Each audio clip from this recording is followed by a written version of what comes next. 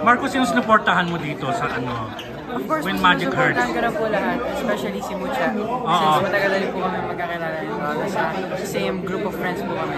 And also si Beaver, talagang sinusuportan si Ate Maxine. All out po support namin dito. Nag-going bulilit ba din ba si ano? Si Mucha? Yes po, nag-going bulilit po siya pero mas nauna po siyang batch sa akin. Oo, ayun. So, kumusta naman ang career mo ngayon? Anong pinagkakabalaan mo? Ngayon po ang ginagawa ko is Black Rider. And meron po akong shinut lang na daig kayo ng lola ko. So, sa Sparkle GMA Artist Center po. Kumusta na kayo ni Ashley? Parang kayong binibuild up na love team. Yes po. Okay naman po. Hanggang saan yung anong level ng love team nyo? Sa ngayon po, wala pa naman po kaming show na talagang parang kami yung main focus. Sa Black Rider po, doon pa lang po namin na-establish yung pagiging love team namin na Ashley.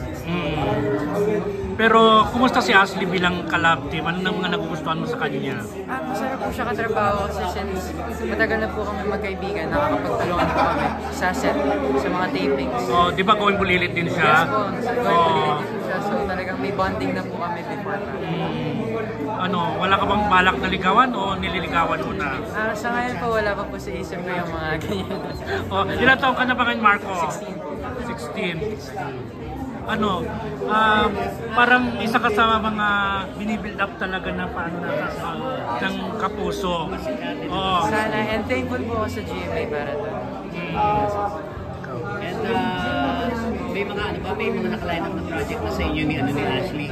Sa ngayon po, Black Rider. After ng actually na-extend ko ang Black Rider. So, sa ngayon po wala pa pong nakaline up. Wala pa nilidiscuss sa inyo? Wala pa. How about movie naman?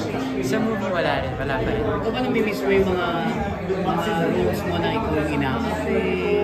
Yung bata ka? Yes, but actually dati parang lagi suki po ako sa MMK nun. Marami po akong mga MMK. Yes po, nakakamiss. Pero syempre, open pa rin naman po ako sa iba't ibang genre, iba't ibang role para ma-explore ko din po talaga lahat. Marco, ano ba yung serye mo na nung bata ka? Honesto ba yun? Nathaniel po. Ay, Nathaniel. Angel. So this time ba, from mabait, carry mo na ba magkontrabida? Kakayanin po, mapag-aaralan naman po yan. And maybe soon, kung mabibigyan po ako ng opportunity, talaga pong pag-ibigan. So happy ka naman sa career mo? Yes po, I'm really happy dahil thankful din po ako sa alaga ng GMA. So isa ka ba sa makikita sa, natural yung It's Showtime na sa GMA na rin? Oo nga po. So may posibilidad na mag-guest? Yes po, yung possibility, yes, since nagko-collab naman na talaga ang ABS sa GMA.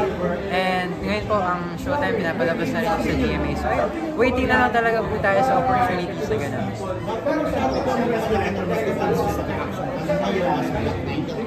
Yes po, parang sa ngayon po, ang career path na gusto ko tahakin is pagiging action dahil na-inspire po ako ni Kuya Ruru. And of course, kasi po, kami po ng dad ko, mahilig talaga kami sa mga action movies. So maybe soon, sa right time po, mag-start na rin ako sa gym. If yun po yung pinag-uusapan. Sa mga Kapuso stars, sino yung gusto mo makatrabaho?